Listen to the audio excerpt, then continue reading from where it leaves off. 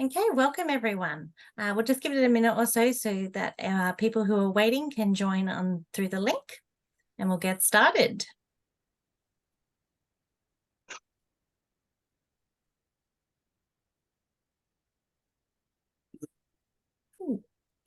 So it sounds like we've got a few people in the waiting room now. And they've come across to the webinar. So let's make a start. Good afternoon, everyone, and thank you for joining us. My name is Steph Kershaw. I'm a research fellow at the Matilda Centre for Research in Mental Health and Substance Use, located at the University of Sydney. And I'm also the project manager for Cracks in the Ice. It's my great pleasure to welcome you to today's webinar. So before we begin, I'd just like to acknowledge that this webinar is being recorded on the land of the Gadigal people of the Eora Nation. And I'd like to pay my respects to elders past and present. I'd also like to acknowledge the land of the elders and the lands that you are all joining us on today. So just a few things before we get started. This is one in a series of webinars. And if you would like to catch up on any of our other webinars, you can visit the Cracks in the Ice website. Before I introduce today's speaker, I just want to let you all know that you are in listen-only mode, and that means that we can't see or hear you. However, you will notice that there's a Q&A button on your dashboard, and this is where you can type in any questions that you have during the webinar and send them through to us. And we will also be having a 10 to 15 minute question and answer section at the end of the presentation. We are recording today's session, and we will be making the recording available to you through the Cracks in the Ice website. So you will receive an email once these are available. So today we have two fantastic speakers. We have Dr. Alison Beck and April Long. So Alison Beck works in clinical and research settings and has a special interest in adults who experience addictive behaviours and mood disorders. And Alison's research is focused on improving the availability, delivery and evaluation of treatment for people who experience addictive behaviours. And she's dedicated to developing a program of research that empowers traditionally stigmatised and marginalised groups. And she's currently working at the University of Wollongong as a postdoctoral research fellow and part-time as a clinical psychologist in a therapeutic community. And our second speaker that we welcome is April Long, who comes from the central coast of New South Wales, Darkinjung country, with family connections to Gumbaye country. And April is the CEO at Smart Recovery Australia and campaigns for harm reduction and support for people struggling with behaviours of concern and addiction. And April's work is all grounded in collaboration, partnership, and working with communities as co-producers of solutions, not consumers. April also has lived experience of parental and family addiction and incarceration. And throughout their career, April has worked closely with children and their families impacted by incarceration and has seen the intergenerational impacts of the criminal response to the health issue of addiction. So April is currently the chair of ConFit Pathways, a director of the Community Restorative Justice Centre and an ambassador for the University of New South Wales. So it's my great pleasure to welcome you both today, and I'll hand over to you to make the presentation. Fantastic. Thanks, Steph. Appreciate it. So bear with me while I navigate the wonder that is technology.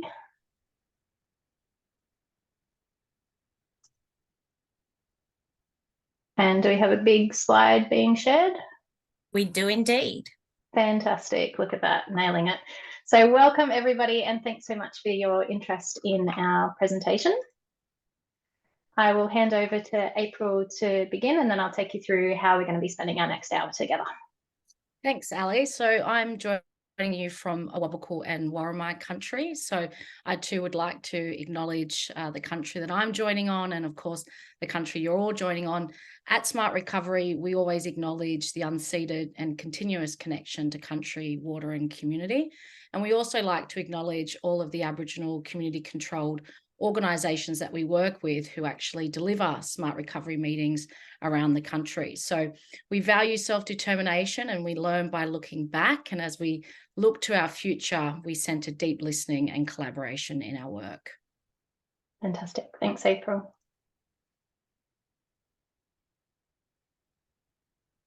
Okay, so a few additional acknowledgements. Some of the research programs that all of the research programs that I'll be talking about today, we're fortunate enough to receive funding from NCRED, the National Centre for Clinical Research on Emerging Drugs.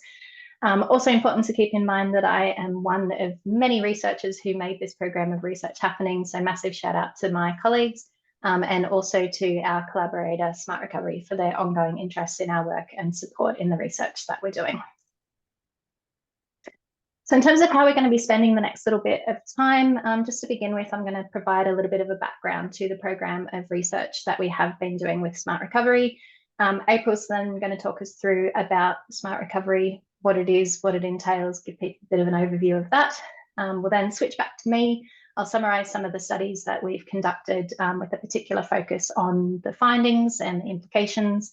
And then April's going to finish us off by doing a little bit of an overview in terms of more broadly what the future holds for Smart Recovery.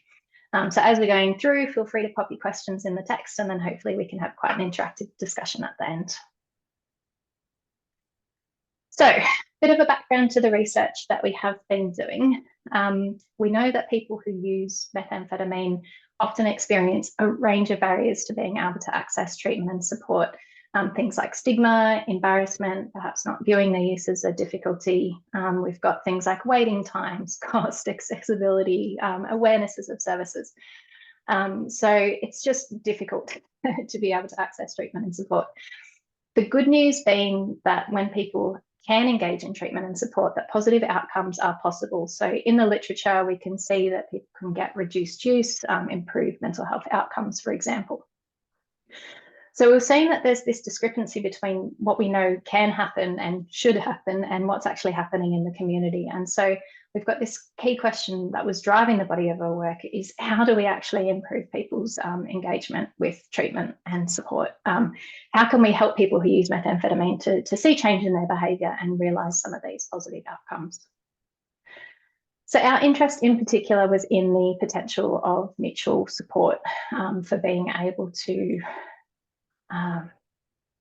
stimulate those kind of outcomes. So you may already be aware of what mutual support is, but brief overview in terms of this sort of social and emotional and informational support that people give and receive when they are undergoing that experience of recovery from addictive behaviours.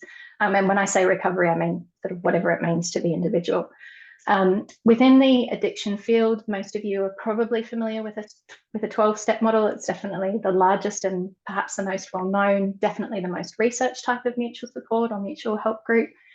But as with any treatment, any support option, there's definitely no one-size-fits-all. Not everyone is going to engage with everything. And so there are a range of other mutual support groups that are available, and Smart Recovery is one of those that we were interested in.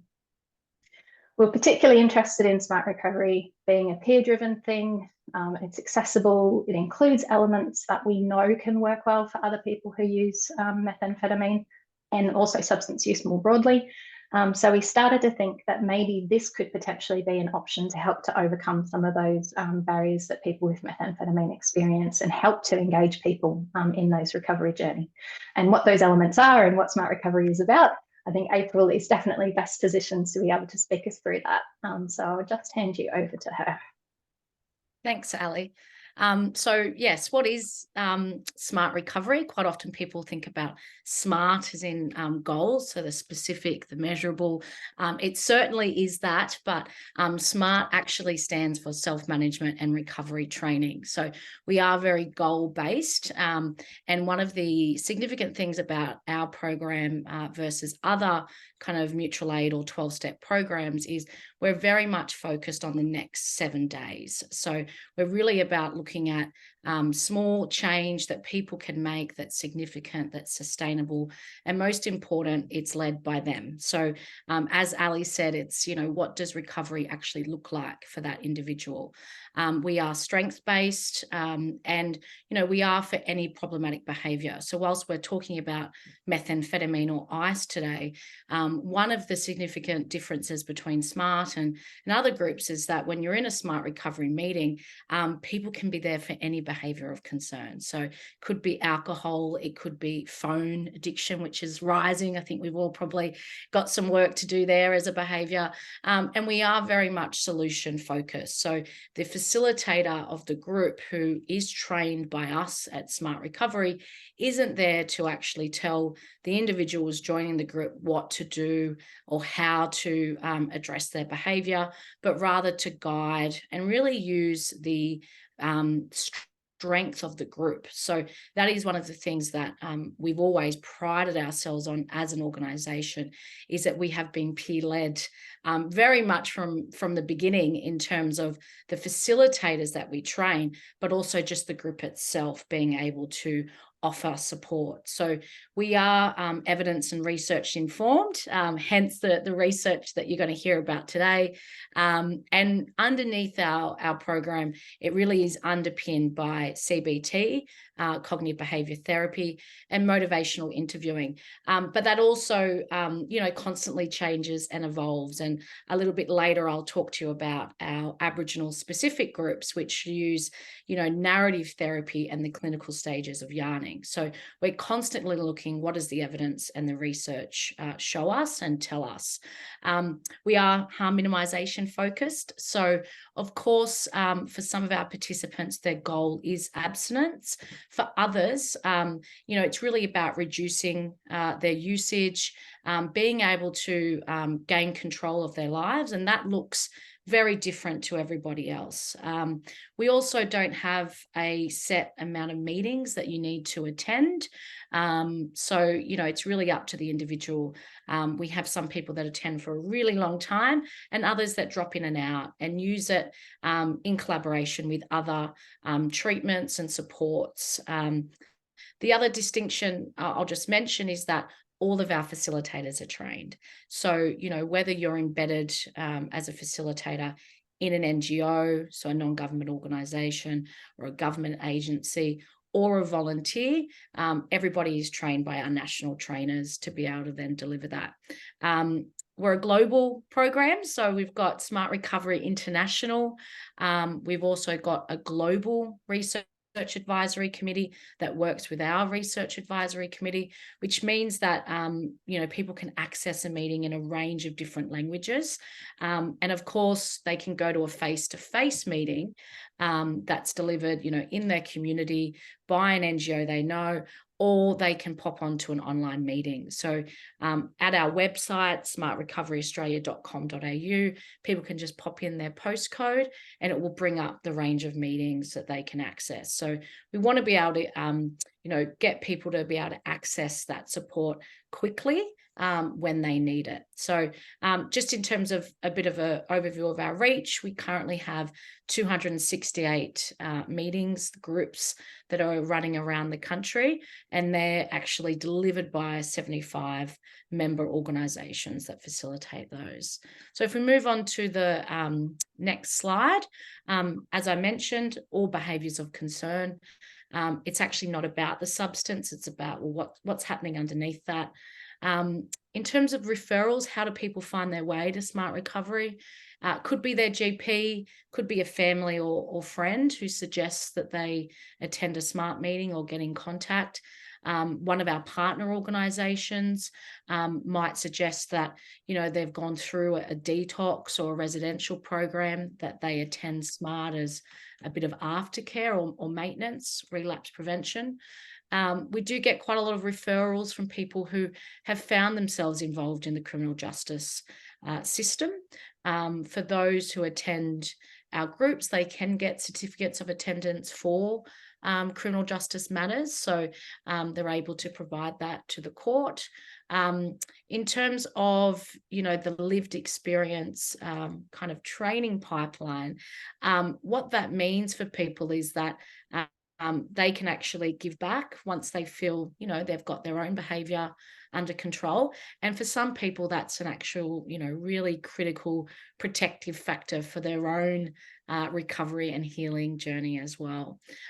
So if we move on to the next slide, these are some of the partners that we work with. So, when we talk about local impact and national reach, it's actually these organizations that deliver the meetings, because that means we can then do a bit of a step up or a step down approach. So, somebody might need, for their methamphetamine use, some additional supports. And these organizations are able to provide that in their local community, a whole range of wraparound services. So again, all of these organizations and the services they deliver are on our website, so that people can, if they're looking for additional support, be able to find that through one of these organizations that deliver our meetings.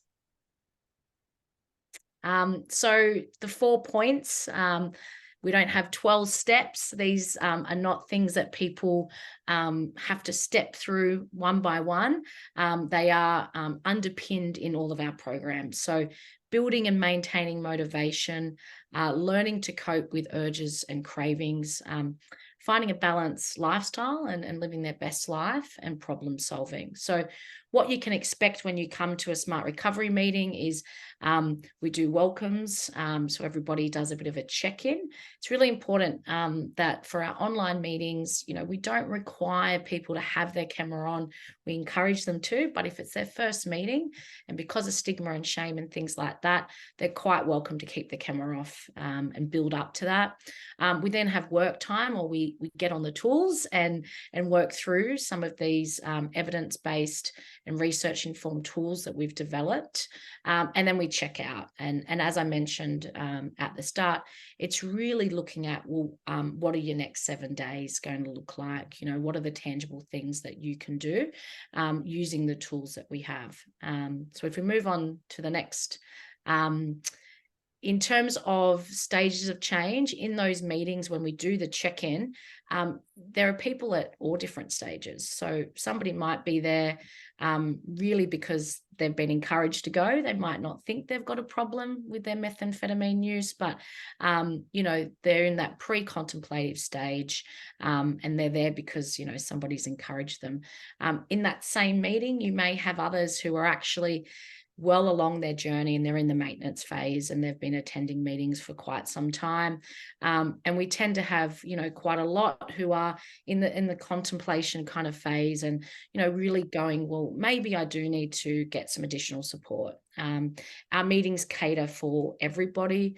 And, I think the beauty of the mutual aid and what we see is that it's important for people to see that others are at different parts of the journey, and that, we do learn from lapses or relapses, and, it's okay to be at any stage of the journey. There is a community there for you. So we certainly see that in any one meeting, and our facilitators are trained to support people regardless of where they're at in their journey.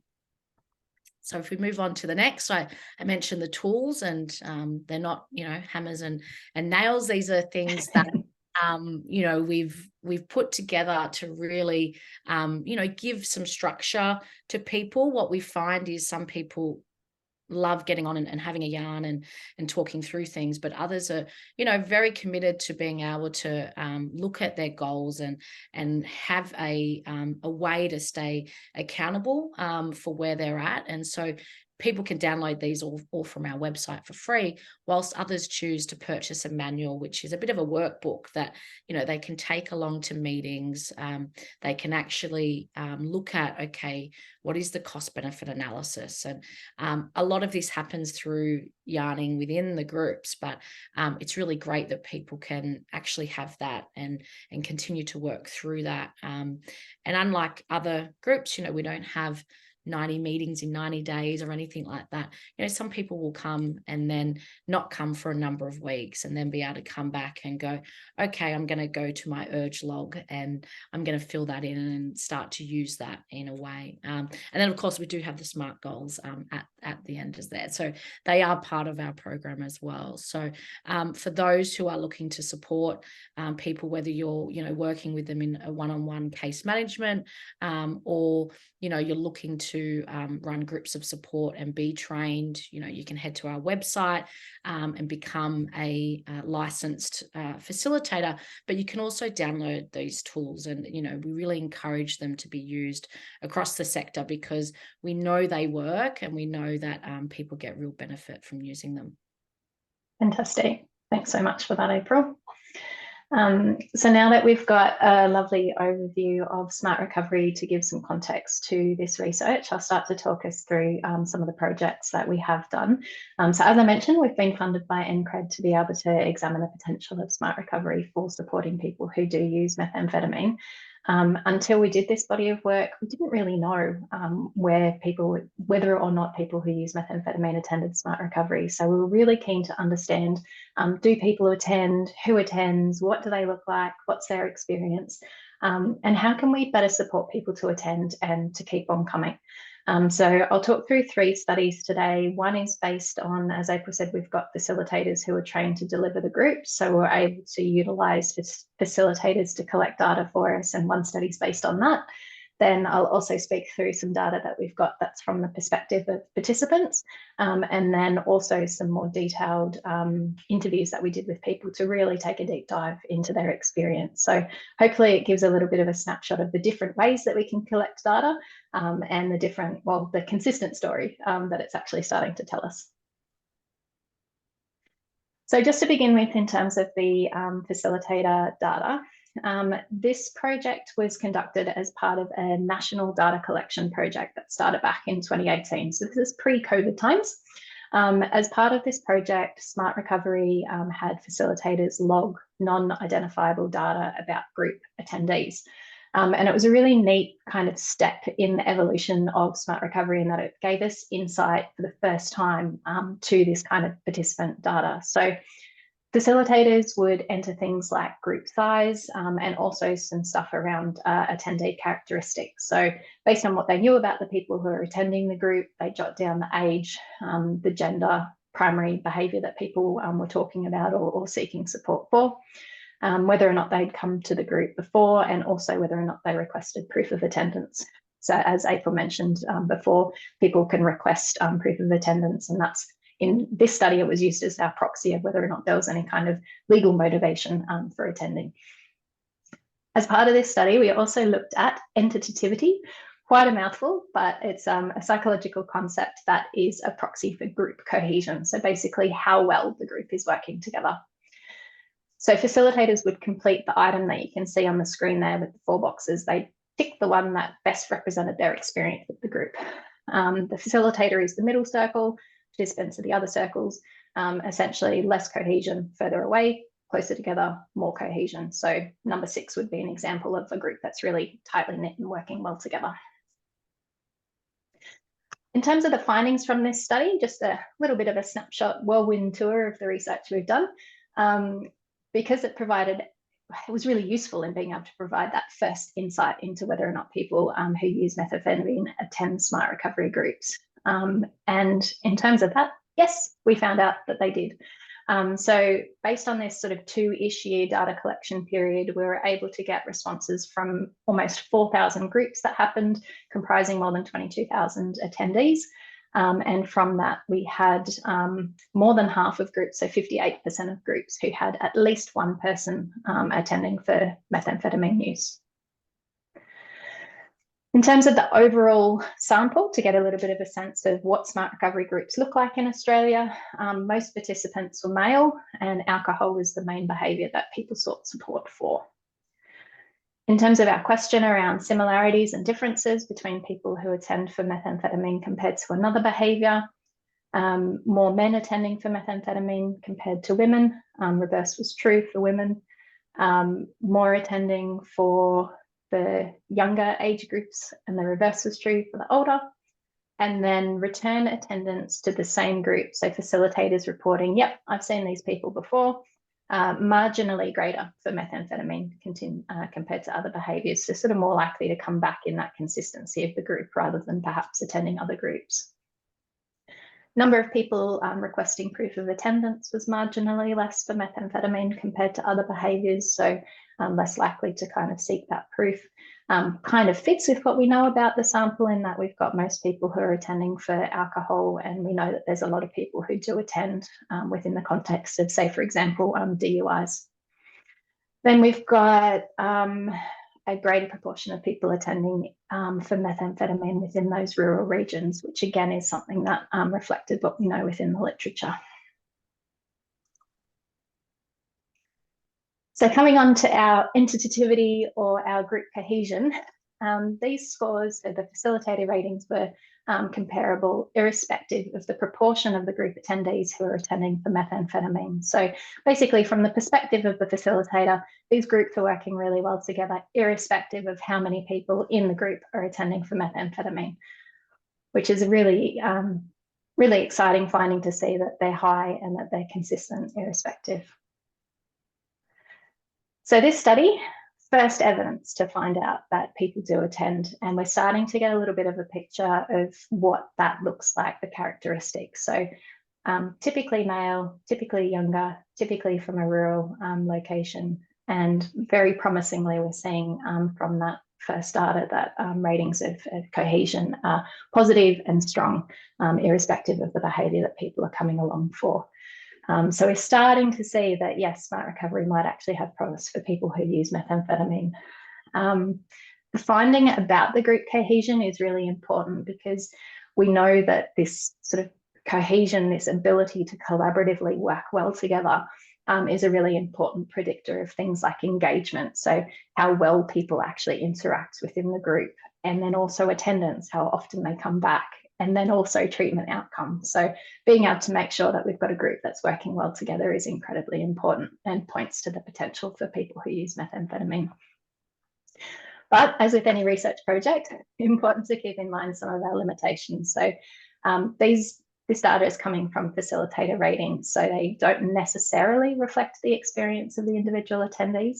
It is entirely possible that the ratings might be a bit more favourable, a little bit more positive response bias that can happen when we're asked to reflect on our experience.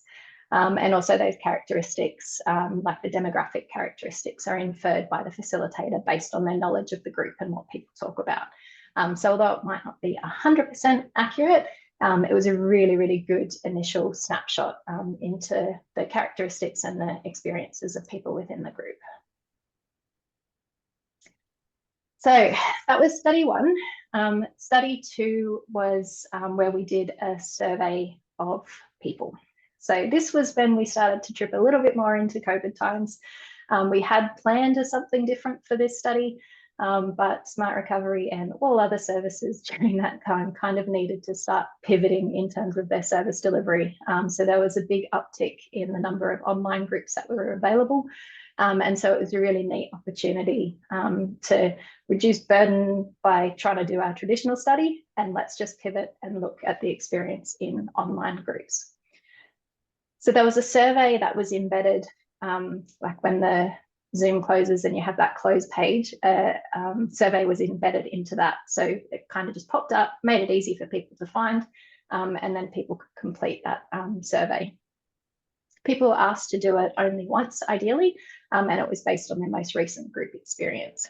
So we're asking people similar kind of questions to what we did within the facilitator data, to be able to capture their characteristics, the behaviours that they're attending for rather, and then also their experience of the groups. So on the slide there, you'll see a number of questions that we did ask people about to be able to tap into their engagement, their experience, and self-reported contribution of those online groups to their recovery. So key findings for this one, we ended up with a sample of just over 1,400 after we'd screened out people who were potentially duplicate respondents, and also people who chose not to have their data used for research purposes. And what we're seeing in this study is that the participant characteristics were fairly consistent with what we saw in the facilitator data. So we've got groups mostly attended by people seeking support for alcohol, more men than women, although the gender gap, a little bit different in online groups compared to face-to-face, slightly more women potentially. And again, that's what we know based on the literature. And also mostly people in those kind of middle age brackets. When we start to look at the comparisons between people using or people attending for methamphetamine compared to another behaviour, That's also aligned with what we saw in that facilitator data. So younger, fewer older people, fewer people who identify as either female. And in this case, we were also able to ask about transgender or non-binary. And we've also got more in the rural locations. Interestingly, in this one that we didn't capture within the facilitator data was that people attending for methamphetamine use were twice as likely to report difficulties with multiple behaviours of concern. Cannabis was a big one, other drugs as well, and also gambling, so seeking support for multiple behaviours. And as April was saying earlier, Smart Recovery supports that in that people can attend for whichever behaviour it is that they're struggling with. In terms of our findings of group experience and how people were rating the online groups, overall there was really high levels of participant satisfaction in the online groups, irrespective of whether or not people are attending for methamphetamine use or not.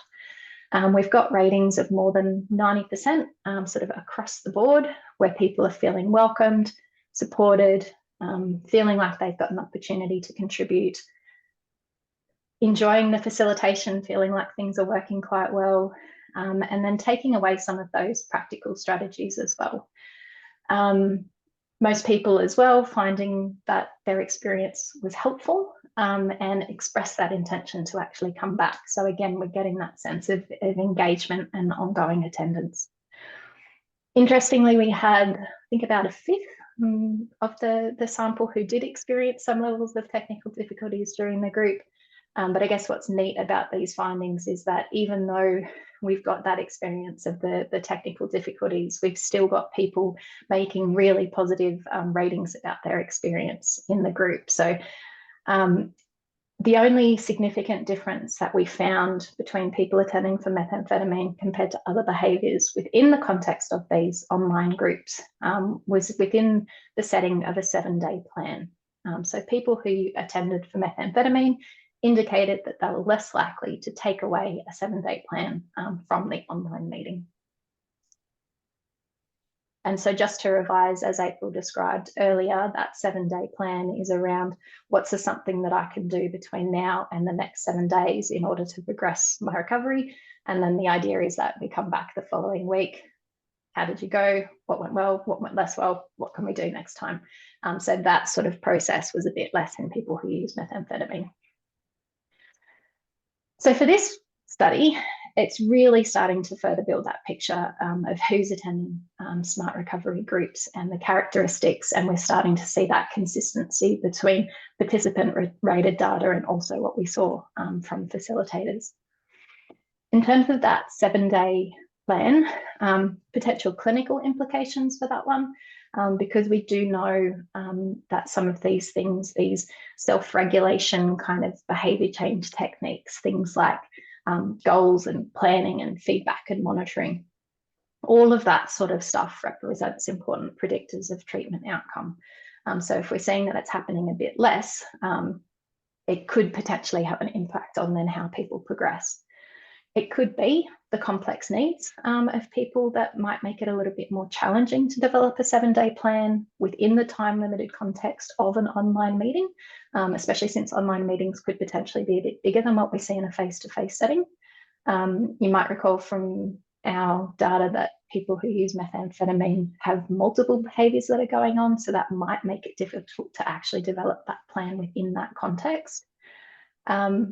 Also, given that it is an online setting, we've got challenges there that we need to consider. So we've got reduced access to non-verbal cues, potential challenges in maintaining sustained attention. Like there's so many, we've all been in online meetings, there's so many environmental distractions that can happen within this setting.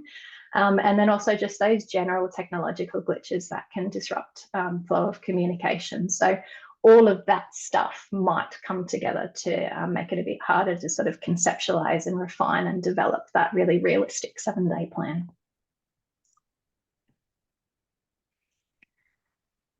And then coming to the final study that I wanted to speak through today was our qualitative study.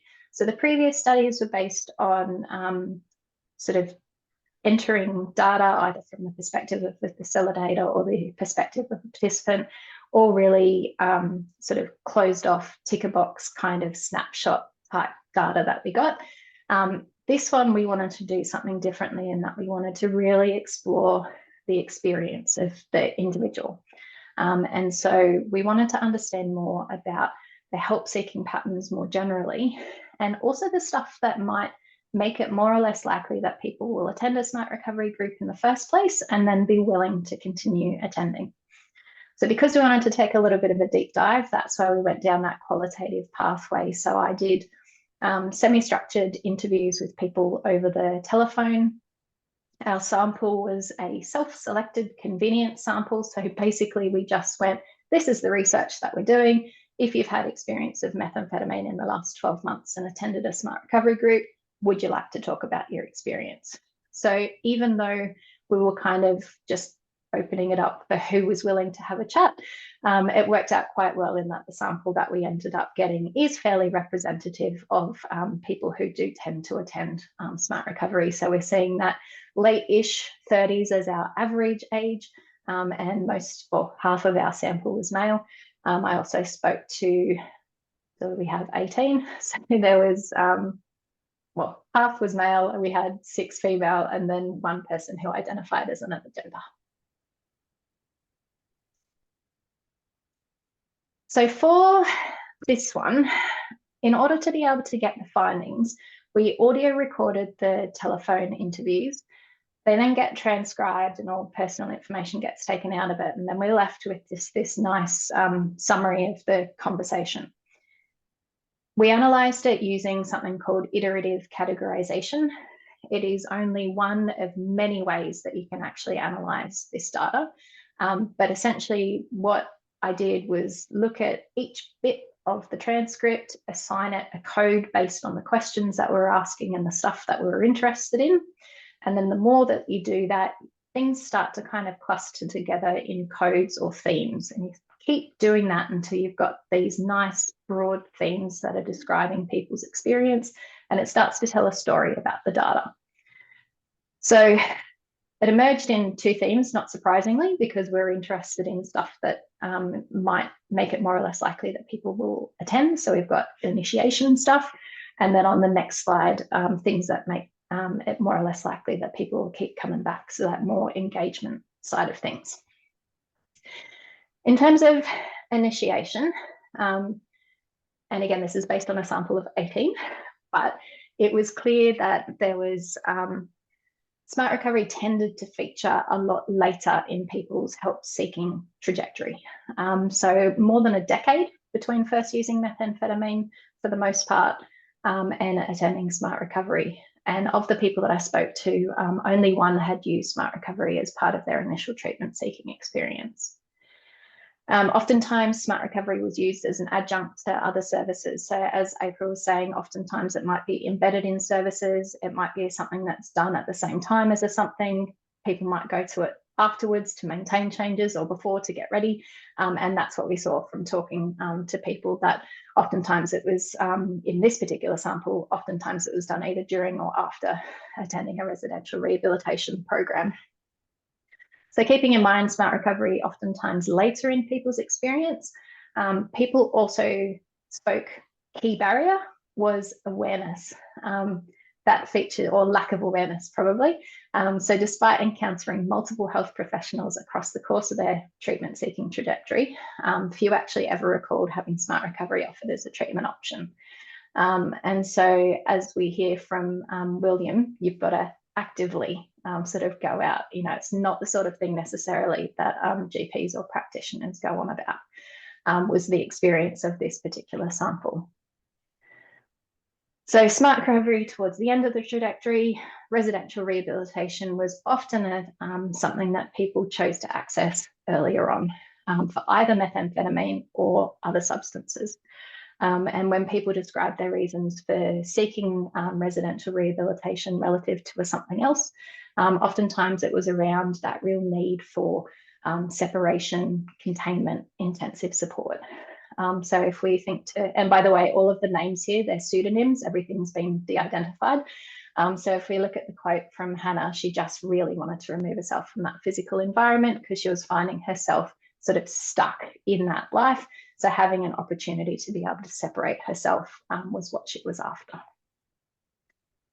And then more broadly, in terms of the help-seeking side of things, the timeline of treatment was really varied in terms of when and whether people engaged with services. So half of the samples sought help because of methamphetamine the first time they accessed services.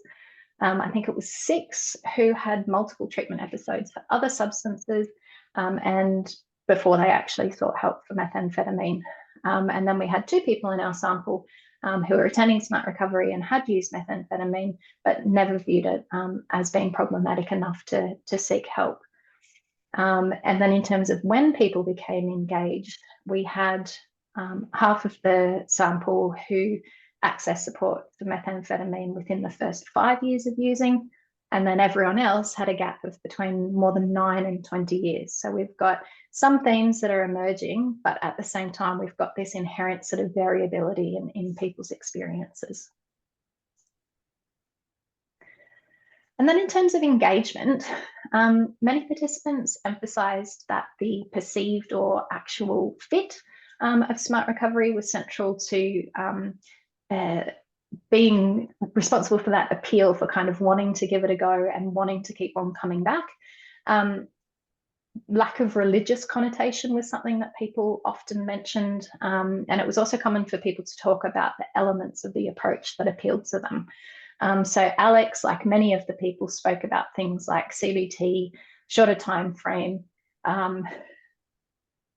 previous week, next week focus, and then also the use of that trained facilitator. That's some of the stuff that came out really strongly that people liked, that made them want to keep coming back. Another thing that was really interesting when we're talking to people is that engagement seemed to be really strongly influenced by the way that people respond to difficult thoughts and emotions and experiences.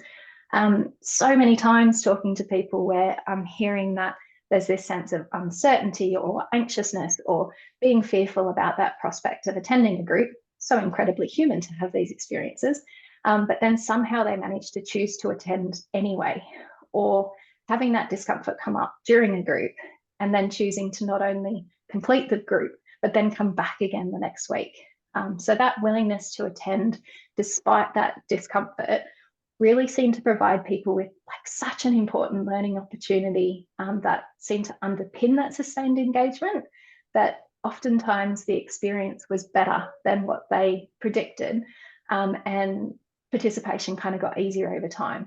And so I think Logan says it really nicely there, that it's all a bit weird kind of talking about my thoughts and my feelings in this group situation, but gosh, it got easier over time and sort of became a favourite part of my week. And then we also saw that the experience of Smart Recovery groups within this sample that we interviewed was incredibly empowering, and this sort of stuff also motivated ongoing engagement. So there was a couple of levels of this empowering stuff that sort of came out. So on the one hand, there was the importance of that shared lived experience. So having that supportive and encouraging and genuine and non-judgmental environment, it just provided this really neat, novel, new forum for learning and sharing, and that was really valued, like to not feel alone. Autonomy was another one. That sort of choice and autonomy came up as really incredibly important, like making people want to come back, because it gave them the opportunity to be able to guide their own therapeutic experience, that they were given the choice over the behaviour to work on, be it methamphetamine or another substance, that people liked the fact that they weren't pressured to work towards abstinence, but they had that flexibility to do so if they wished to. It didn't have to be a now thing. They could start to work towards it should they wish. And being able to choose whether to contribute or listen, sort of people felt a little bit more comfy being able to share, like given that choice. And I guess with the experience of methamphetamine as well, that functioning and mood could be a bit variable. So being supported, like having this flexibility to be supported, to engage according to where they were at, was really important. So even being able to, not having to behave in a particular way or have a particular goal, being able to be okay with where they were at was something that came out quite strongly. And then also that element around the short-term nature of the program. So really interesting to listen to people about that power of setting achievable and short-term goals, because people were describing how they would feel less overwhelmed, and in feeling less overwhelmed, they were more willing to kind of give it a bash. And so having that, they sort of felt more empowered, and it was more realistic to give that sort of stuff a go. And for many of the people that I talked to, being realistic and sort of doing stuff in a step-by-step fashion was actually a little bit different to usual way of approaching stuff. So people would talk about how they've got that difference between the all or nothing kind of way that they would normally approach things. So being able to do stuff that sort of set them up for success, and then having that sense of achievement and confidence and motivation were all really important and powerful and motivating to want people to kind of come back to the next group. So this qualitative data, it provides us again for the first time some information about those factors that might influence people's willingness to attend and to keep on coming back to Smart Recovery and mutual support groups. As I mentioned, really clear that people valued that sense of mutual support. That shared lived experience was so incredibly important, both from an emotional and from a practical perspective. The self-management side of things, so that focus on short-term, person-centered goal setting seems to be incredibly helpful. It just made change feel more doable. And for many of the people that I talked to, success wasn't necessarily a familiar experience. So being supported to succeed and having the opportunity to have that feeling, although again, feeling uncomfortable, was also incredibly beneficial. And having that sense of autonomy, being supported to engage in a way that meets their needs and preferences, people valued, because again, having the opportunity to kind of choose rather than having something done to you. I think as humans, we can all probably identify with that. And also that, that real willingness to attend despite discomfort. If I could bottle that, I would be out of a job, because it was just so powerful in when people could find that capacity and that flexibility to do that.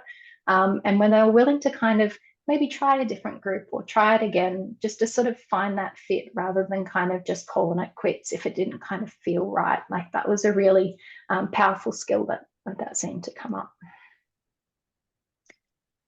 So where does this all lead us? What does all of this mean? This body of work has provided us with like unique, new, novel evidence about the potential for smart recovery for people who use methamphetamine. We're getting a sense that the groups can work really well together cohesion-wise, irrespective of the behaviours that people are attending for. We're getting some preliminary evidence around the characteristics of people who might attend. We've also got that early evidence around participant experience of online groups. So we're really starting to build that picture of the acceptability of both face-to-face and online groups for supporting people with experience of methamphetamine use and addictive behaviours more broadly. So it really goes some way to answering that question about whether or not smart recovery has the potential to address those barriers that I mentioned to help seeking. With our qualitative findings, we're seeing that, not surprisingly, that treatment seeking is a really individual experience, and it is characterised by diverse pathways and experiences.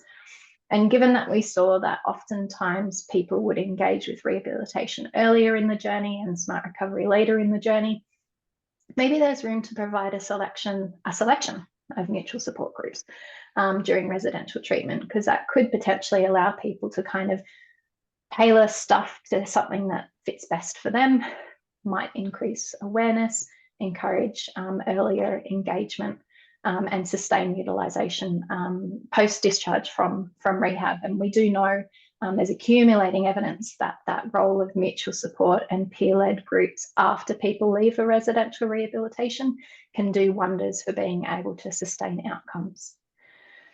So very possibly that an improved linkage between services, so assertive linkage programs, might be something that could potentially be of benefit as well. And then just thinking about that 7-day plan, if we are to maximise the helpfulness of smart recovery groups for people who use methamphetamine, and also more broadly, by informing group content or structure or facilitated training, efforts to understand the needs and the preferences, and also the bits of the groups that are linked to outcomes, so that we can make sure that we're doing enough of the good stuff and drop the stuff that's maybe not as good. All of these things would be important to help to tailor the groups potentially to the needs of various people. And it might even be also about making the most of supplementary resources so that people can be better supported maybe to develop these things outside of the group rather than having to do it within that time limited setting. So lots of interesting, important avenues to be able to continue looking at as we move forward. So that's my whirlwind tour of some of the work that we've been doing in collaboration with Smart Recovery. And again, acknowledgements to NCRED for their support in funding that work. So I'll hand over to April to lead us through the future of Smart Recovery more generally, and then I think we'll have time for questions. Yeah, great. So, I mean, Ali spoke, really clearly around the need to have that shared lived experience, and that being, a big part of the group and cohesion. And, one of the things we're really mindful at Smart is that people have a whole range of different communities that they're a part of. So we have a pilot specific group that runs. We have LGBTIQ specific meetings that run because the challenges and the things that people are facing within their community is better understood by others in their community. And that's why we do see the peer-led model so strong and being so useful, particularly in that aftercare relapse prevention space. So some of the things that we've got happening at Smart to really, include that diversity across our meetings is our First Nations program. Quite excitingly, we've got our first training happening on the 9th of October. So in addition to the 4 points of the SMART program, we've got the 4 C's, which is country, culture, community, and connection. So that program is for Aboriginal and Torres Strait Islander people who have any behaviour of concern, whether it's methamphetamine or something else. We have our family and friends program. Quite often the support people need support, and it's really important that they get the support they need. What I love most about the family and friends meeting is that we actually don't focus on the loved one and their problematic behaviour. It's actually around the behaviours and of that individual, and there might be some codependency happening there that needs to be addressed. And so those meetings run for family and friends. And then, of course, youth. It's really important that young people have their own peer community. And again, all of our tools that we have, they've been developed for youth. They're youth specific. So for each of these programs, you have a different set of tools that supports the recovery. And then Inside Out is our justice program. So this runs inside correctional centres, post-release. Again, the research shows us the ideal model is a through care model where we're actually working with people as they transition back into the community and wrapping that support around them. So these are things that we've got kind of in the future happening now so that people get the support they need by their community and it's for the community. So that's the future of Smart. And I think we've got some time for questions. Check out our socials and the website I mentioned in terms of tools, but you can stay up to date across all of those around what's happening with our training. And yes, all of our references, also important. Amazing. Thank you so much, Alison and April. That was great. I really enjoyed well, particularly 2 points, that you're constantly reviewing and updating the evidence base. I think it's really good to be responding and agile to community needs and what the latest research is. But also I think how you talked about how recovery can look different for different people, and how your program really focuses on allowing that individual to guide their own recovery and make their own choices. I just thought that's really beautiful. We do have some time for questions.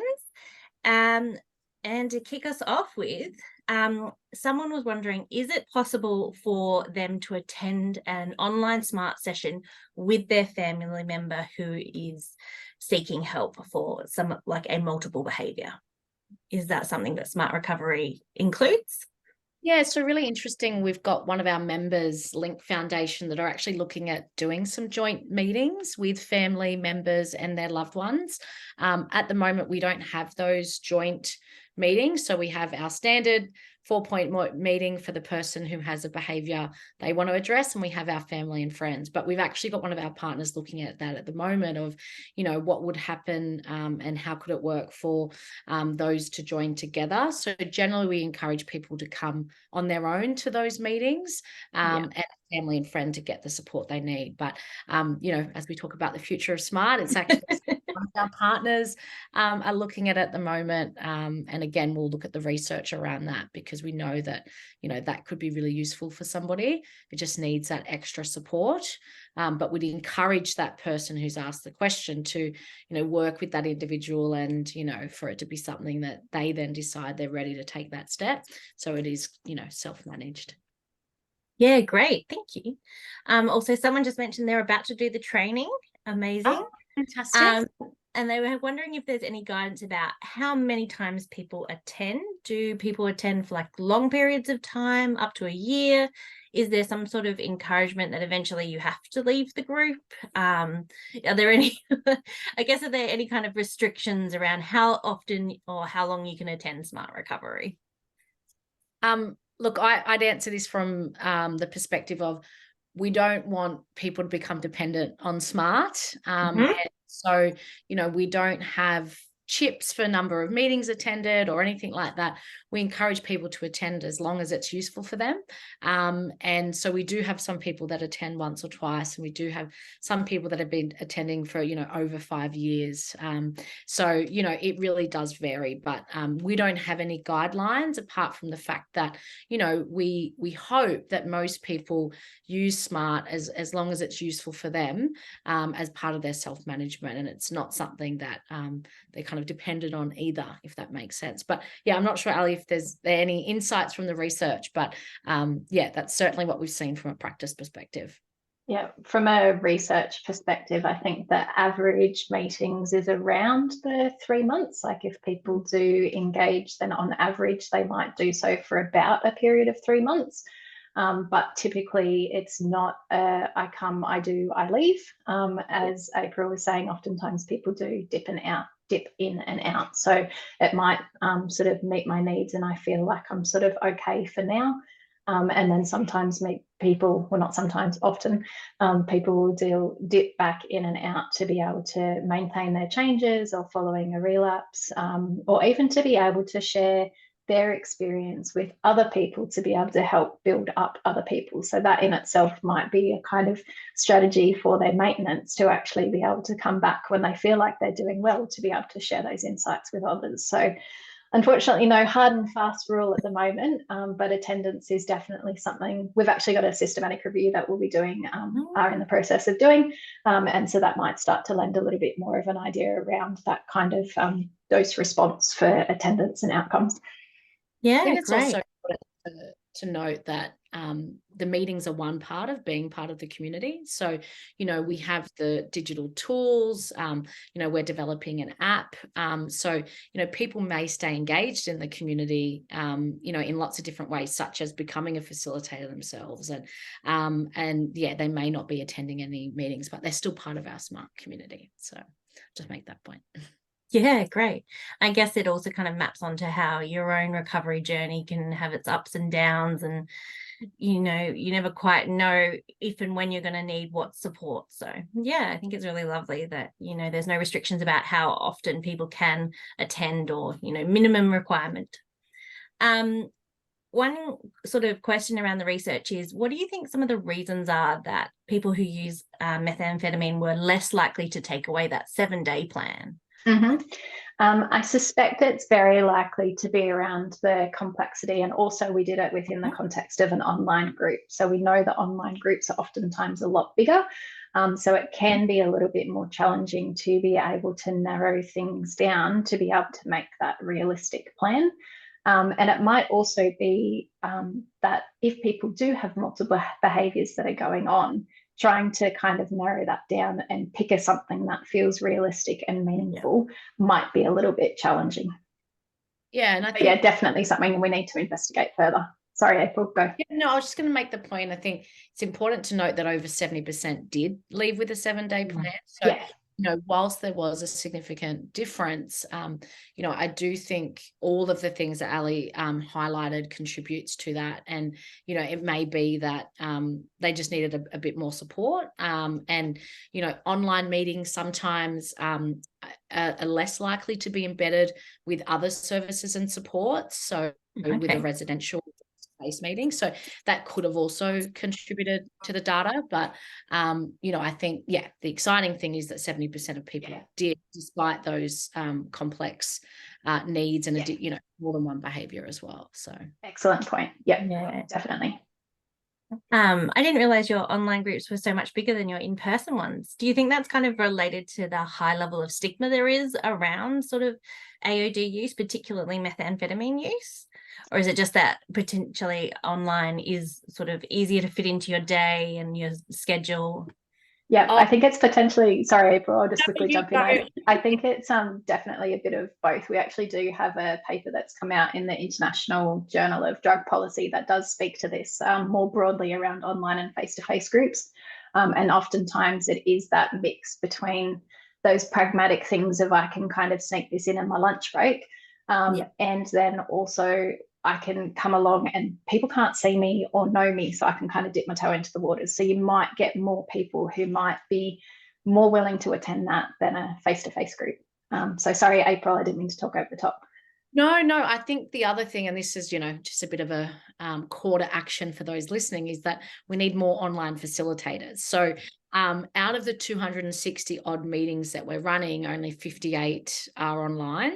And so I think it's also a bit of a supply and demand issue in that we have less meetings, so they tend to be bigger. And our data shows just across the board at the moment, we're averaging about 16 people for an online meeting, which is too large. So, generally you'd want to have a max of 10 to be able to do that check-in, to do your work time and check out and the 7-day plan. So I do think it's all of those things, but it's also for those who are listening and particularly wanting to do the training, we're really encouraging organisations to do online meetings because it means rural, regional, remote can access services.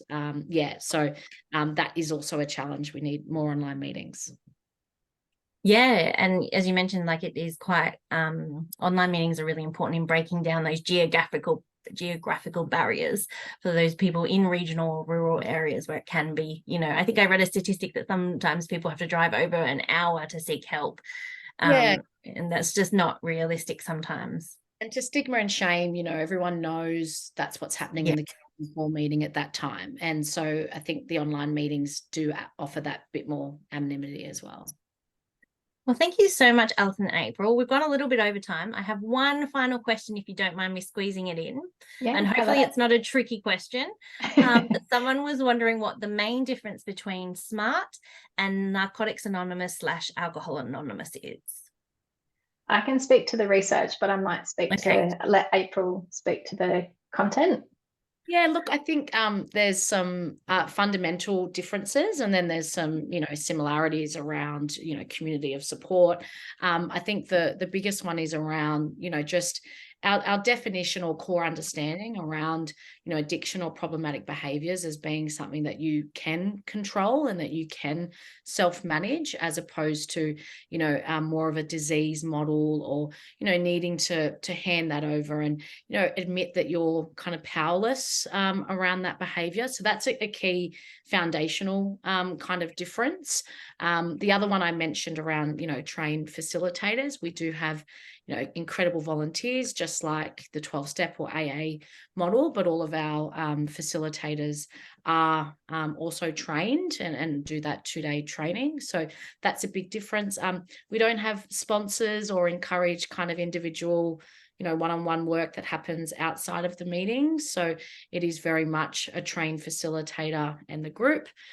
So that is also a key difference. And the other one is around abstinence. So, you can be, self-managing, and, that looks different to everybody. And so, you might have an issue with methamphetamine and ice, and that's what you're coming to SMART for, but you may drink alcohol without it impacting on your life. And so there's not that abstinence base. So they're just some of the key ones.